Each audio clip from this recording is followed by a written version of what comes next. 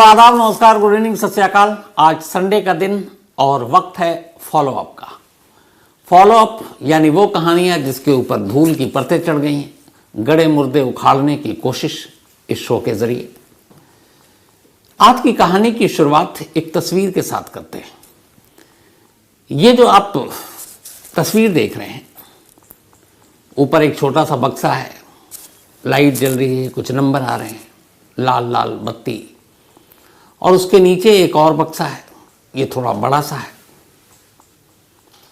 और ये जो बड़ा बक्सा है ये एक फ्रिज है, और ये फ्रिज इस वक्त एक अस्पताल के पोस्टमार्टम हाउस के एक कमरे में रखा हुआ है।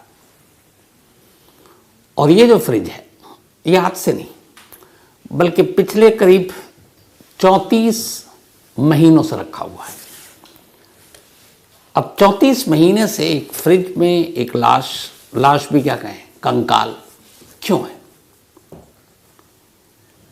इसको देखकर थोड़ा सा मतलब अजीब सा लगता है कि एक ऐसा मशीन, एक डब्बा, एक फ्रिज, और उसके अंदर कोई इंसान पड़ा हुआ है। सोचकर ही अजीब लगता है इसको देखकर, अगर आप इस गहराई में सोचना शुरू करें तो ये तो फ्रिज की तस्वीर है। अब जरा आप इस लड़की की तस्वीर भी देख लीजिए। इसका नाम है रीटा। रीटा उत्तर प्रदेश के इटावा के जसवंत नगर इलाके की रहने वाली एक गांव की लड़की है। अब ये तस्वीर और ये फ्रिज, इन दोनों की कहानी को समझने के लिए हमें 34 महीने पहले सितंबर 2020 में जाना पड़ेगा। बात 19 सितंबर 2020 की है। रीटा अपने घर से बाहर निकली और कुछ देर के बाद उसे लौट आना था। शाम तक लौटी नहीं, घर वाले उसे ढूंढते हैं, वो मिलती नहीं। इसके बाद वो जाकर पुलिस में उसकी गुमशुदगी की रिपोर्ट लिखा देते हैं। साथ में एक लड़के का नाम लिखाते हैं, उसका नाम है राम कुमार, कि शायद उनकी बेटी की गुमशुदगी के पीछे राम कुमार का हाथ है। अब पुलिस उस वक्त रिपोर्ट लिख लेती है, अपना काम कर रही होती है। करीब हफ्ता बीत जाता है।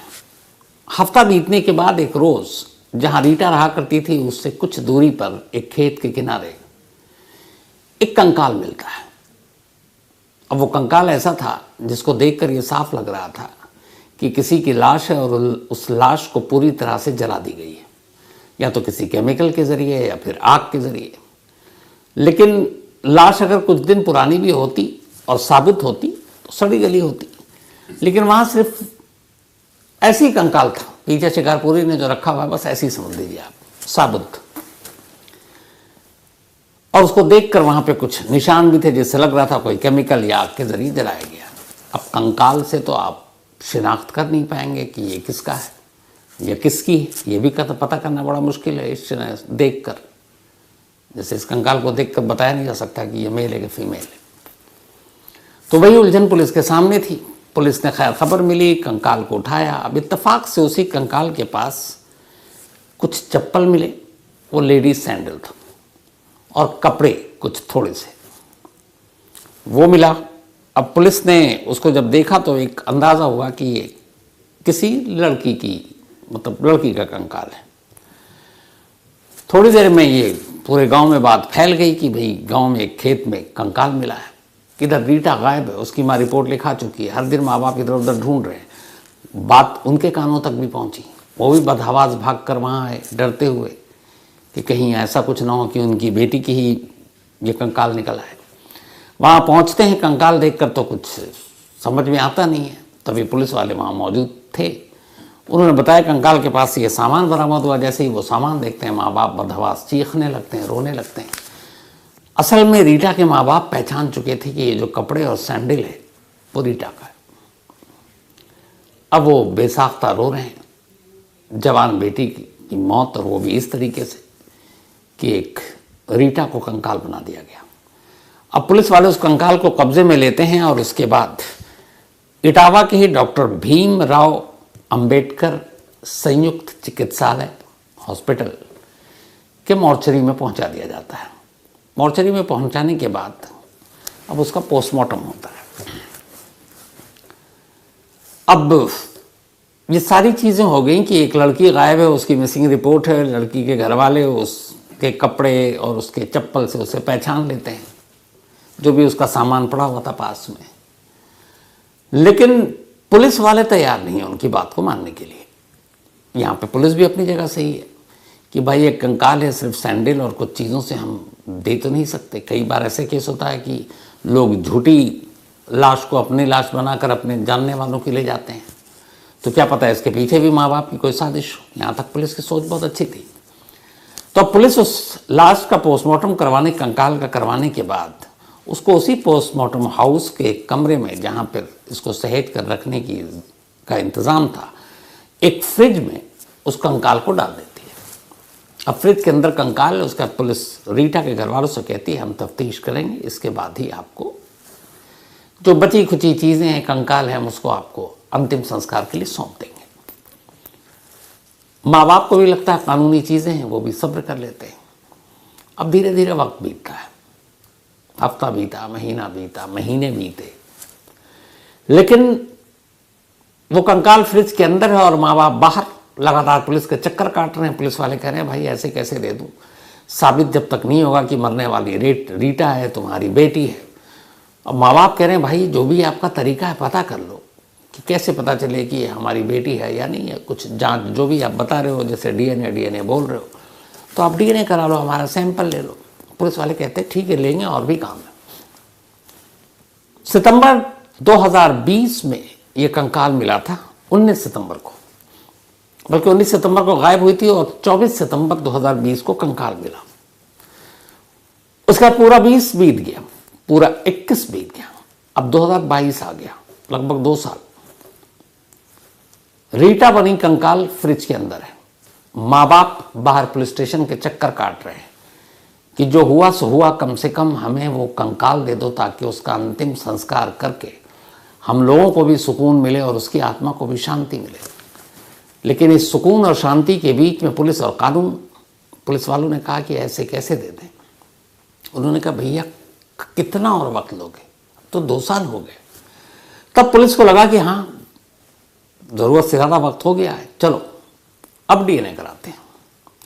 2 साल के बाद सोचिए, एक फ्रिज के अंदर एक कंकाल पड़ा हुआ है और पुलिस के पास वक्त नहीं है कि उसका डीएनए कराए। और करना क्या था, कंकाल आपके पास है, एक जो फॉरेंसिक एक्सपर्ट्स हैं उनसे उसका सैंपल लेना है। और दूसरा, चूंकि माँ बाप उसके दावा कर रहे हैं कि ये उनकी बेटी का कंकाल है, तो उनमें से किसी एक का सैंपल ले लो, माँ का ले लो या बाप का ले लो, और इसको भेज दो लैब में। और लैब भी ऐसा नहीं है कि बहुत वो है, हैदराबाद में बेस्ट है। तो 2 साल बाद जब बहुत दबाव पड़ा, माँ बाप ने अपने बेटी की लाश के लिए, सोचिए आप, नेताओं और बाकी से सिफारिश करनी पड़ी। तब पुलिस वालों को थोड़ा सा लगा, थोड़ी दया आई और उनका पत्थर दिल पिघला। उन्होंने कहा चलो अब डीएनए कराते हैं। 2022 में पुलिस वालों ने रीटा की माँ का सैंपल लिया, कंकाल के कुछ सैंपल लिए और दोनों को इकट्ठा कर भेज दिया, पहले लखनऊ और फिर हैदराबाद भेज दिया। अब उसके बाद वो भी नहीं कर रहे उसको फॉलो, जैसे हम फॉलो अप कर रहे हैं कि यार कब आए, रिपोर्ट आए ना आए। अब उधर बेचारे माँ बाप, उन्हें बताया गया था कि महीना भर तो लग जाता है। महीना बीत गया, वो आए हर रोज़ कि आ जाएगा, कल आएगा, बता देंगे। अब उधर उनकी धड़कनें भी बढ़ी हुई, उनके अंदर एक ये भी है कि वो सैंडल गलत हो जाए, वो चप्पल, जो बाकी सबूत हैं वो गलत हो जाए और मेरी बेटी जिंदा हो, ये कंकाल मेरी बेटी का ना हो। ये भी दुआ कर रहे हैं और साथ में ये भी कह रहे हैं कि अगर वही है तो क्यों इसको फ्रिज में बंद किए हुए। वैसे ही उसके साथ न जाने क्या क्या हुआ, और ऊपर से मेरी बच्ची जो है एक फ्रिज में बंद है। तो वो जाते और बैरंग लौट आते हैं, रिपोर्ट आती नहीं। इधर माँ बाप तो माँ बाप होते हैं, दिल मानता नहीं है, वो पुलिस के चक्कर काटते, फिर उस डॉक्टर भीमराव अंबेडकर हॉस्पिटल जाते, उस मुर्दा घर के उस कमरे में जहाँ उनकी बेटी एक फ्रिज में बंद थी। वो कमरे के बाहर जाते, फ्रिज को निहारते, रोते, खुद को दिलासा देते, लौट आते। कहना बड़ा आसान लग रहा है मुझे, लेकिन सोचिए कि जो माँ बाप न मालूम कितने चक्कर काटे होंगे, उस फ्रिज को देखकर उन पर क्या बीतती होगी। ये सिलसिला चलता रहा। आखिरकार कुछ महीने बाद पुलिस वालों ने फिर, कुछ उनमें भी अच्छे लोग होते हैं, कहा कि यार पता कर दो। तो रिपोर्ट आई, कमाल की रिपोर्ट थी। रिपोर्ट आई तो रिपोर्ट में ये था कि हम बता नहीं सकते, डीएनए के ये सैंपल की रिपोर्ट है और रिकॉर्ड पर है, हम बता नहीं सकते कि ये जो सैंपल आपने भेजा है रीटा की माँ की और ये जो कंकाल का आपने भेजा है, ये सच में उसकी बेटी है या वो उसकी माँ है कि नहीं, इसलिए कि सैंपल ठीक से कलेक्ट नहीं किया गया और सैंपल उस हिसाब से नहीं भेजा गया जिसकी जांच कर हम ऑथेंटिक तरीके से बता सके। मतलब कमाल देखिए, 2 साल बाद याद भी आया तो सैंपल इस तरीके से भेजा गया जो किसी काम का ही नहीं था, लेकिन सरकारी काम था, आने जाने में बड़ा वक्त लगा, लेकिन रिपोर्ट 0, 0, पता ही नहीं चला, इनकन्क्लूसिव। अब इधर माँ बाप आए तो पता चला रिपोर्ट आ गई, धड़कते दिल के साथ थाने में पहुंचे, लेकिन उन्हें बताया गया कि नहीं, क्लियर नहीं हो रहा है कि तुम्हारी बेटी है, इसलिए हम कंकाल नहीं देंगे, वो फ्रिज में ही पड़ा रहेगा। फिर लौटा दिया। फिर साथ में उन्होंने आश्वासन दिया कोई बात नहीं, हम दूसरी बार सैंपल भेजेंगे, तुम फिक्र मत करो। वो भी वक्त बीतता गया। पहली बार भेजा था जो रिपोर्ट, तो उस रिपोर्ट की जो रिपोर्ट आई थी उसकी तारीख थी 26 मार्च 2022, 26 मार्च 2022 को रिपोर्ट आई थी कि ये सैंपल ठीक से नहीं भेजा आपने, इसलिए हम बता नहीं सकते कि ये सही मानों में रीटा की वो माँ है। फिर दोबारा रिपोर्ट भेजा गया अगस्त 2022 में। अब अगस्त 2022 को फिर से सैंपल लिया गया और ये याद रखें कि रिपोर्ट में है कि ढंग से आपने सैंपल नहीं भेजा, इसलिए रिपोर्ट पुख्ता नहीं है।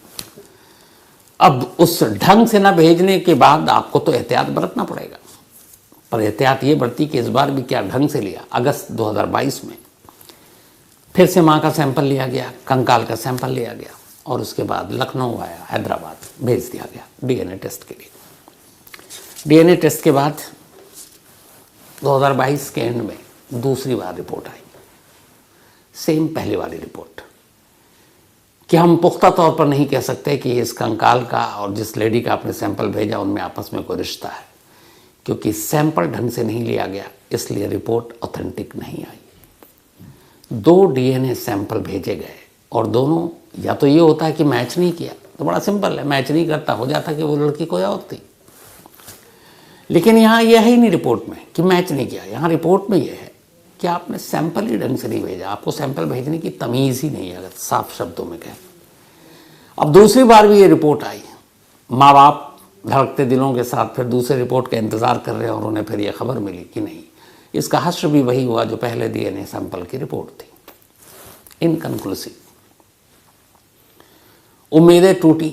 अब इधर पुलिस वालों ने भी कहा यार पता नहीं सैंपल मिलेगा भी कि नहीं मिलेगा, हटाओ छोड़ो क्या करना। इधर थाने में पुलिस वाले भी अदला बदली तो होती रहती है। अब वक्त बीतने लगा, भूल गए। माँ बाप से कहा ठीक है करते हैं, लेकिन अब तीसरी बार सैंपल ही नहीं भेज रहे हैं। इधर उस माँ बाप पे क्या बीत रही है आप अंदाज़ा लगा सकते हैं। अब भी उसकी बेटी उस अस्पताल के इसी फ्रिज में पड़ी हुई है। वो हर बार जाते हैं, फ्रिज को निहारते हैं और लौट आते हैं, लेकिन ये पता नहीं चल रहा है कि उस फ्रिज में बंद उस कंकाल का सच में उनसे रिश्ता है कि नहीं है। दूसरी तरफ ये भी है कि अगर है तो क्या अंतिम संस्कार कब करें। तो ये सारी चीज़ें, और दूसरा ये कि एक इंसान एक तरह से कंकाल ही हो, अपना है, फ्रिज में बंद है, तो देखकर भी अजीब लगता है। वक्त बीतता गया, 2 डीएनए सैंपल फेल हो गए। पुलिस वाले अब कुछ कर नहीं रहे हैं, उन्हें अपनी नाकामी का एहसास हो चुका था। तो अब थाने के चक्कर काट कर रीटा के माँ बाप थक गए।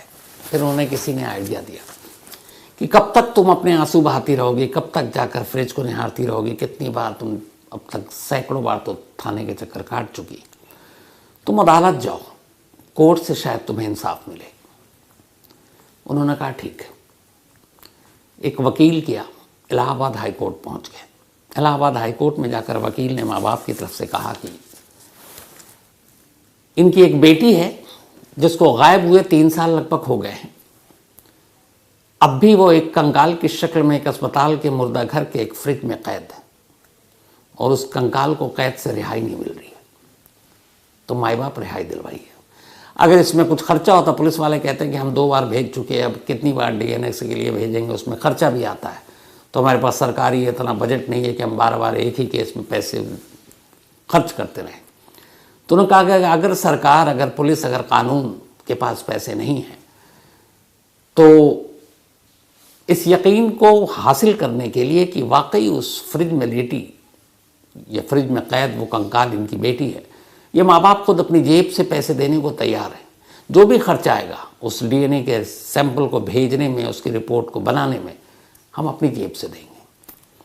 जब इलाहाबाद हाई कोर्ट के जज जो इसकी सुनवाई कर रहे थे, सुना, जब उन्होंने ये सुना कि माँ बाप देने को तैयार है, जज साहब को यकीन नहीं हुआ। वो भी इमोशनल होकर कहे कि क्या ज़माना आ गया, मतलब एक फ्रिज में एक कंकाल पड़ा हुआ है, 3 साल हो गए, और माँ बाप हर रोज़ इस उम्मीद में उठते हैं और फिर सोते हैं कि वो कौन है, अपनी ही है बेटी या नहीं है, कम से कम फैसला तो हो जाए। बेटी तो एक बार मरी, उसके माँ बाप 3 साल में हर दिन मर रहे हैं। अदालत को बड़ा गुस्सा है और अदालत ने फ़ौरन अपना हुक्म सुनाया कि इस कंकाल के सैंपल को फ़ौरन कलेक्ट करो, माँ बाप का जो भी, जिसका भी सैंपल लेना है वो लो, और इस बार हमें सैंपल ढंग से भेजकर और इसकी आप बताओ कि ये कंकाल किसका है, और फिर अदालत को भी इन्फॉर्म करो। अब जब हाई कोर्ट से फटकार पड़ी तो फिर पुलिस की क्या मजाल, फ़ौरन अब नई टीम बुलाया गया, कहा भाई ढंग से सैंपल ले लो, 2 बार हो चुका, आपकी तो अदालत भी सर पे है। इसके बाद अब उस सैंपल को तीसरी बार, शायद इस देश के इतिहास में पहली बार है कि तीसरी बार डीएनए की जांच होने जा रही है। सैंपल लिए गए फिर से माँ के, फिर से कंकाल के, और उसके बाद सैंपल भेजा गया फिर से हैदराबाद के लैब में। हैदराबाद के लैब में सैंपल गया, कुछ वक्त पहले ही अब उसकी तीसरी रिपोर्ट आई।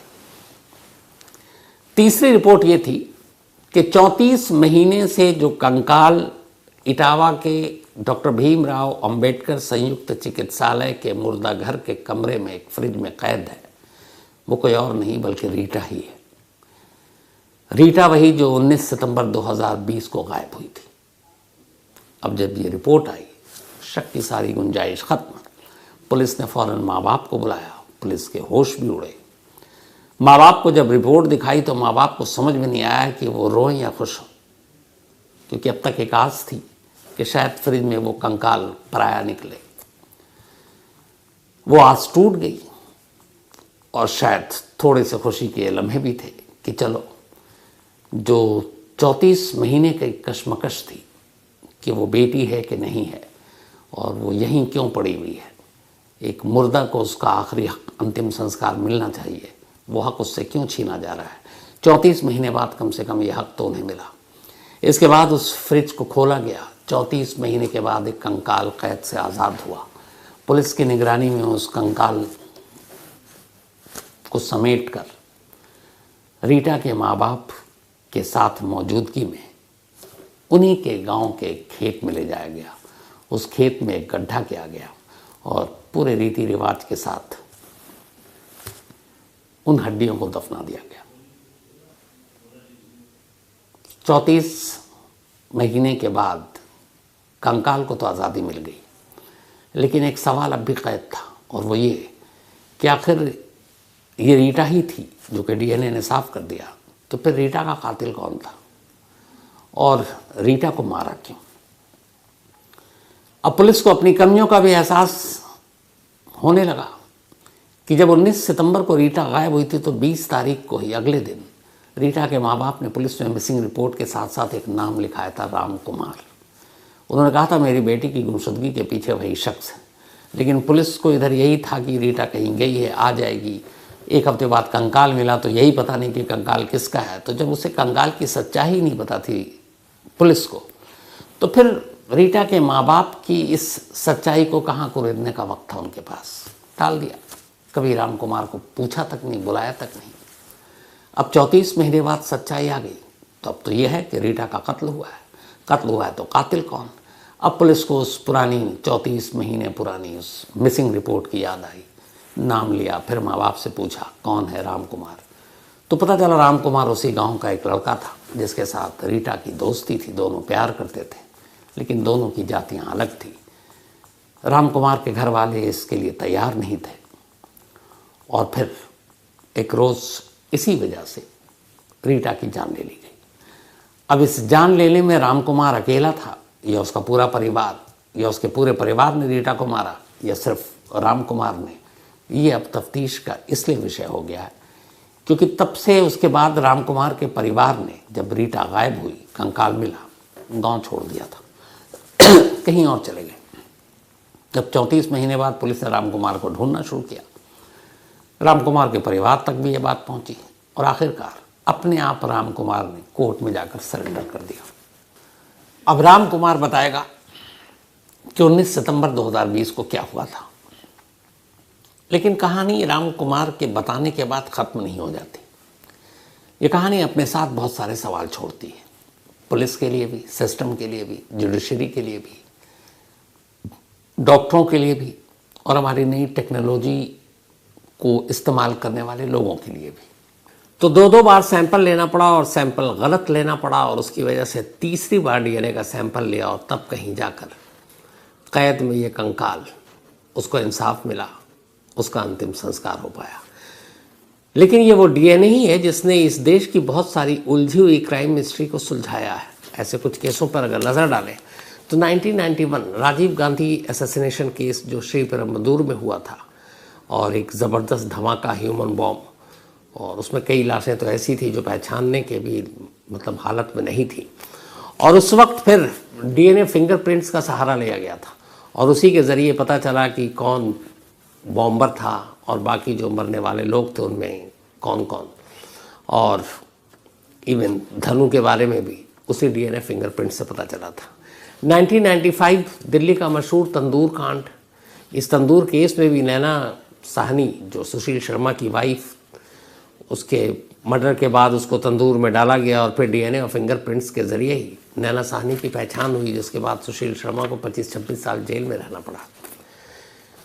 पंजाब के पूर्व मुख्यमंत्री बेअंत सिंह की असैसिनेशन केस 1995, जब सेक्रेटरिएट के बाहर एक ज़बरदस्त धमाका हुआ था और उस वक्त पंजाब के डीजीपी केपीएस गिल थे, और उन्होंने ये कहा था कि ये इसके पीछे जो ह्यूमन बॉम्ब का हाथ है इस हमले के, और फिर वहाँ पर जो डीएनए और फिंगरप्रिंट्स तमाम विक्टिम्स के लिए गए, तो उनमें से एक का जो मैच किया था वो एक बब्बर खालसा ग्रुप से था जिसका नाम था दिलावर सिंह, तो वो डीएनए फिंगरप्रिंट से ही संभव हो पाया था। इसके अलावा 1996 प्रियदर्शनी मट्टू केस, एक आईपीएस का बेटा जिसने एक प्रियदर्शनी नाम की लड़की दिल्ली यूनिवर्सिटी की स्टूडेंट, उसका रेप किया था, और ये केस उस वक्त मीडिया में काफ़ी सुर्खियों में था। संतोष कुमार सिंह आरोपी, लेकिन उस वक्त पुख्ता सबूत और बाकी कोई विटनेस की न थे, इसलिए लोअर कोर्ट ने 1999 में संतोष कुमार को जब बरी कर दिया तो हंगामा मच गया था कि ये क्या है। लेकिन फिर दिल्ली हाई कोर्ट ने सिर्फ और सिर्फ डीएनए के रिपोर्ट के आधार पर संतोष को सज़ा सुनाई। तो एक कोर्ट ने बरी कर दिया, लेकिन दूसरे कोर्ट ने डीएनए को सामने रखकर सज़ा सुना दी। 2009 actor shiny Ahuja rape case, अपनी ही मेट का रेप करने का इल्ज़ाम लगा था, और उस रेप के बाद पुलिस ने फिर जो मेट थी उसका वेजाना का सैंपल लिया, और जिसके बाद डीएनए सैंपल के थ्रू ये पुख्ता हुआ कि शाइनी आहूजा ने ही रेप किया था, और फिर उनको सज़ा हुई। 2012 निर्भया केस कौन भूल सकता है दिल्ली का। उस निर्भया केस में भी जिस तरीके से निर्भया के साथ जो कुछ हुआ, दिल्ली पुलिस ने बाकायदा तमाम आरोपियों का डीएनए कराया था ताकि कोर्ट से उन्हें कोई राहत न मिले, और उस डीएनए में हर एक का सैंपल मैच किया था निर्भया के साथ, और सभी गुनहगार अपने अंजाम तक पहुँचे। 4 को फांसी की सज़ा दी गई, फांसी पे टांग भी दिए गए, एक ने सुसाइड